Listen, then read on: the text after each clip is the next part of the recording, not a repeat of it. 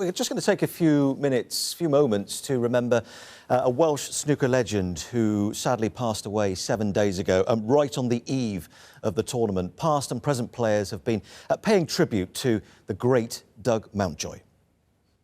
Great shot by Mountjoy.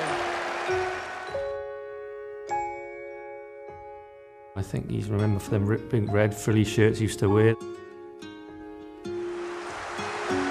And a standing ovation for Welshman Doug Mountjoy. He was a colourful character in play and he was a colourful character off the table. Doug Mountjoy becomes UK champion. He was a fantastic player, but more than that, he was a lovely guy.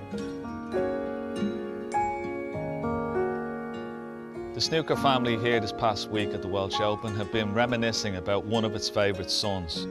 Doug Mountjoy was a great character and a great player from an era when Welsh snooker ruled the world. His life story is worthy of a Hollywood film. Great player on the table, you know, lovely fella off the table. You won't find anybody that's got a bad word for Doug Mountjoy anywhere.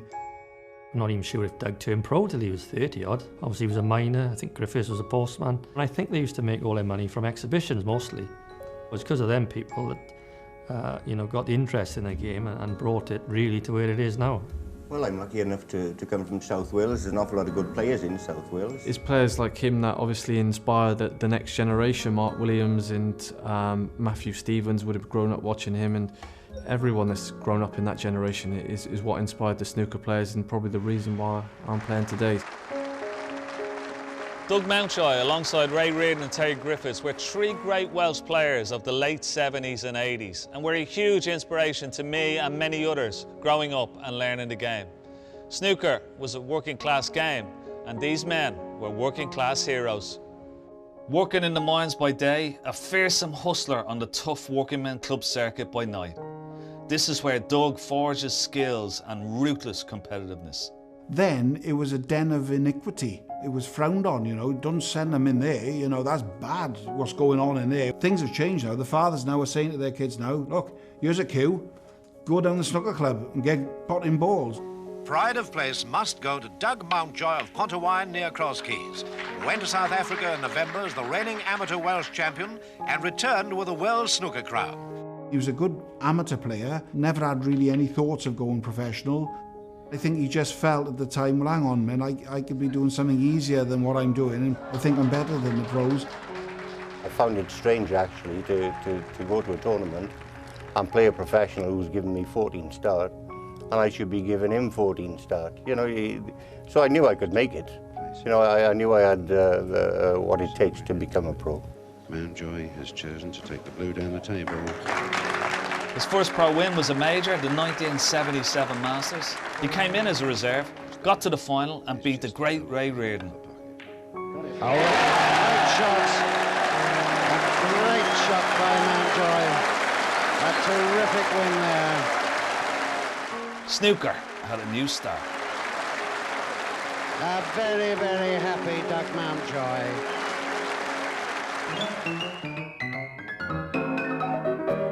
Ray Reardon and the defending Pop That champion, Doug Mountjoy. I grew up watching Pop Black. I wouldn't miss it. Absolutely loved it. It was one of BBC's most popular entertainment shows, prime time. And Doug Mountjoy's flamboyant fashion sense was introduced to the world. Saved up about 800 quid for you. Oh. So.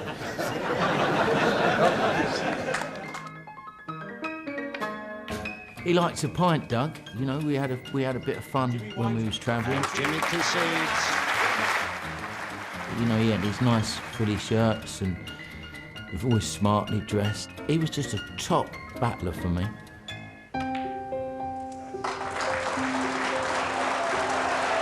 And it's just the one right on that black. £1,200 hanging on this last stroke.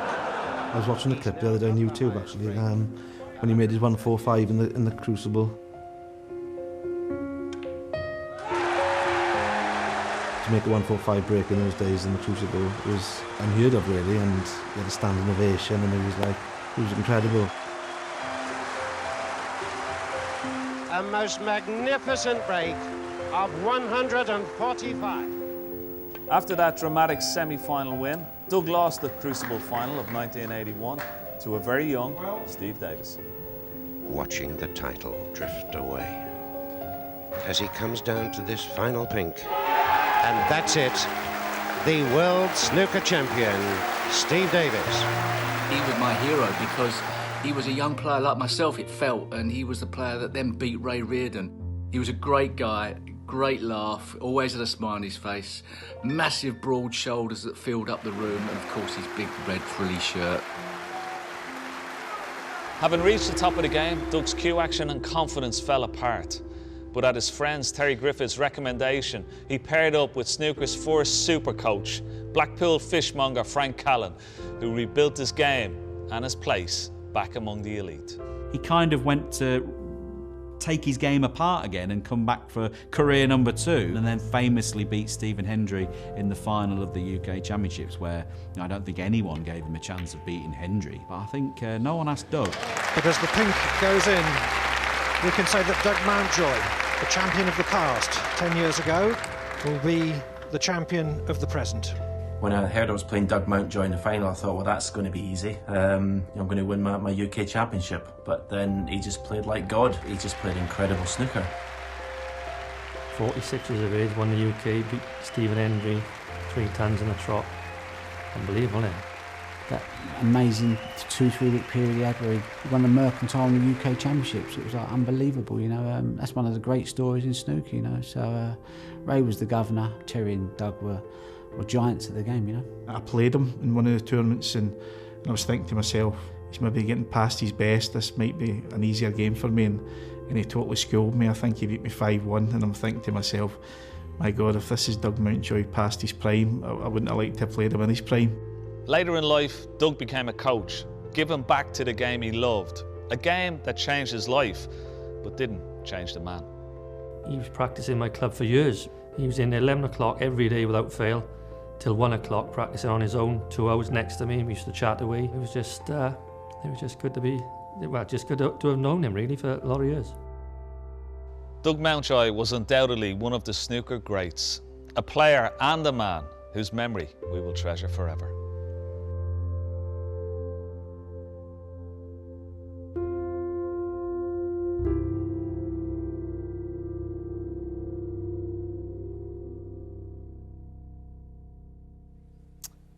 Lovely tribute there from Ken and others to Doug Mountjoy, and great to see that archive footage and some of the stories as well, wasn't it? And you know, he came from a humble working class background, but had that flamboyance, not just with the dress sense, the frilly shirts, but also the way he was, the way he held himself around the snooker team. Yeah, he was much revered. You know, he was a gentleman. He had a big hearty laugh, but he had a wonderful cue action, and I mean, he was a wonderful player. He was a giant of the game, and I said, you know, I grew up watching him, as we all did, on Pop Black and in the World Championships and stuff, and I ended up playing him once, actually, in the Irish Masters, and he was an absolute gent, class act, and as Mark Williams said there, he loved the game. You know, he still went in and played and practiced, and he knew Darren very well, but yeah, an absolute gent and a giant of the game. Yeah, he was, absolutely. And there's the same way we've talked about, you know, Jordan working in a petrol station, now he's in a ranking event final, you know, that background. Similar with Doug, wasn't it? You know, started off as a coal miner and went to the very top of the game. Look, you know, he's had an unbelievable career, you know. I was going to the World Amateur in 1987, and I asked Doug to come and practice with me, to put me through my paces, and that's what we did. And it was quite funny. I remember it like it was yesterday. I said, do you think you'll ever win again, Doug? And he went, no, my days are done.